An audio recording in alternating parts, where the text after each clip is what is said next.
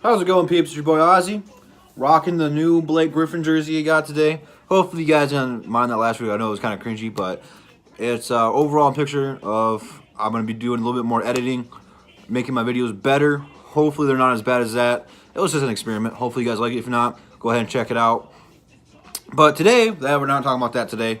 I had hair in my mouth. We are going to be talking about the Pistons for the remainder of the 2018 season. We will be getting, hopefully, a healthy Reggie Jackson relatively soon. They just released some kind of statement today. I think he won't be officially back until March. He's doing some light exercises. He's allowed to run now. I don't think he's doing any serious basketball drills or anything like that. I know there's a lot of you out there saying we don't need Reggie Jackson, and I think that's crazy. What? Said that's crazy. What? Most of you guys, you don't understand how much Reggie Jackson means to this team. I mean, look at what we were with him. We got off to a great start. I know we were the first and second seed for a while. Then we started slipping. He got hurt, and then we were just inconsistent. I'm really curious to see how he's going to play with Blake Griffin. That felt good. I just, you guys crack me up sometimes. You take Reggie for granted, and he's not an all-star. He's not going to be a top 10 point guard in this league, but he is top 15, which is good. And there's a lot of good point guards in this league. I know for a fact that. Sorry, I was watching Harley in the background over there. What are you doing? I know for a fact he was going to make our team better if he is healthy. If he is not healthy, we are going to stay right where we are at. Right where we are at. So this is all on Stan Van Gundy this year. He hasn't really put us in the best position to win the games we needed to win. And some of it is not having a full roster. And the moves he made in the offseason haven't really worked out so far. That being Avery Bradley. Langston Galloway has been inconsistent. But if you're hoping that Langston Galloway is going to be the thing that takes you over the hump and makes you a contender, you're mistaken. No one's saying that. It's crazy. Tobias Harris was having a good year, but Blake Griffin is a better player. And I've already discussed this in different videos, so I'm not going to stay too much on that. But Reggie Jackson is the focus point. Dre and Blake are the two cornerstones of this franchise. They're our star players, are the guys who get recognized.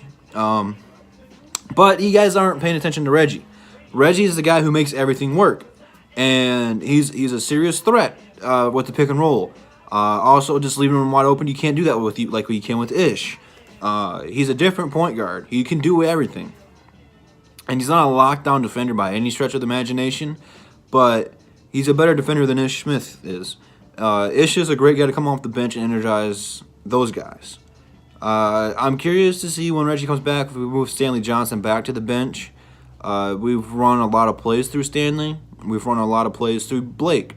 When Reggie comes back, all that's going to change. A lot of it's going to be Reggie. We're going to do a lot more pick and rolls, which I'm really excited to see. I personally don't understand how you guys can say Reggie Jackson's a bum. It cracks me up.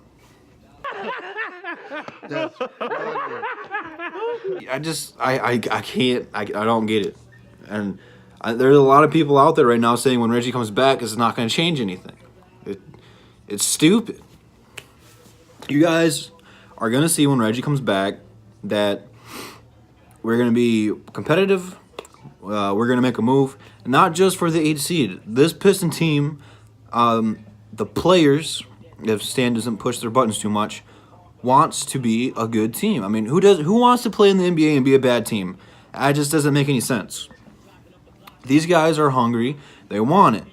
I mean, Blake is hopefully happy to be here. I mean, there's still that taste in his mouth of the Clippers trading him away.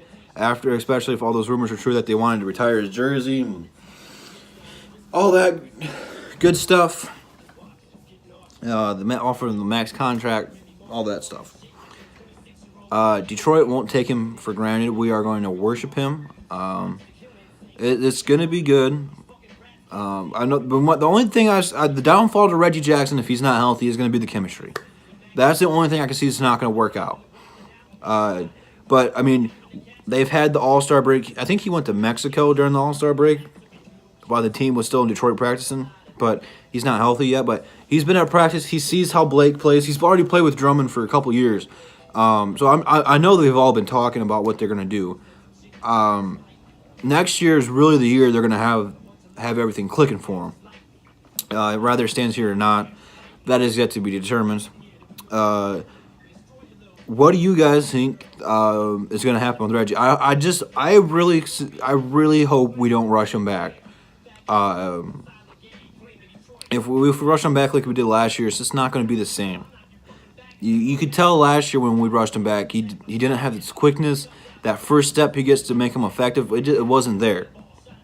And then this year, beginning of the year, it was back for a little bit until he got hurt again.